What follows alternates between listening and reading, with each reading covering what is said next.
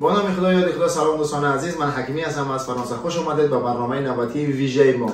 چنانچه می‌دونید دوستان عزیز، دین روز یکی از ورزشکاران نامدار کشور، پرچمبردار ملت تیمور رحیمو در وزن 100 پلوس در رشته جودو جای سیم را کسب کرد، یعنی با مدال برنجی یا برنز سرفراز گشت.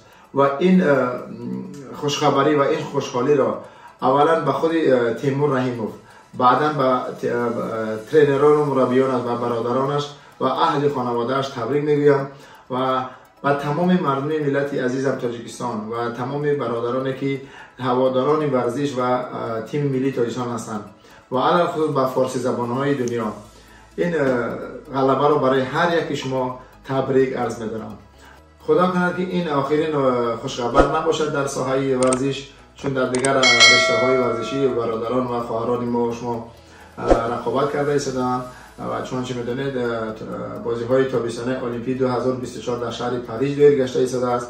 در این روزها خیلی هم شهر پاریس شهری پرصدا و پرغوغا و تمام دنیا این شهر را از طریق تلویزیون، از طریق اینترنت دارن تماشا میکنن و میبینن، چون در اینجا خیلی هم ورزشکاران نامی دنیا جمع آمدن و مسابقه کرده ایستادند.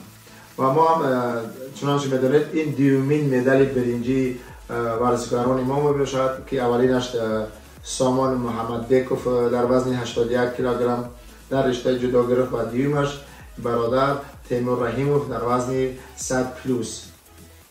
دوستان عزیز، چنانچه میدانید رشته ورزش در تاجیکستان عزیز ما روز تا روز رشد کرده ایستاده است و امیدوارم که دیگر ساحه ها، دیگر ورزش ها هم ترقی بیابند و در عالم پرچمبردار ملت باشند. من گفتم این برنامه را هر چیز زودتر لایک و دیلیت کنین و تمام مردم نشر کنین که بدانند در دنیا که تاجیکستان همچنین شهرمردهای ورزشکار دارند. دیگر باقی پرحرفی نمیکنم، برای چند لحظه از رقابت های این برادر تیمور رحیموف را با هم تماشا کنیم.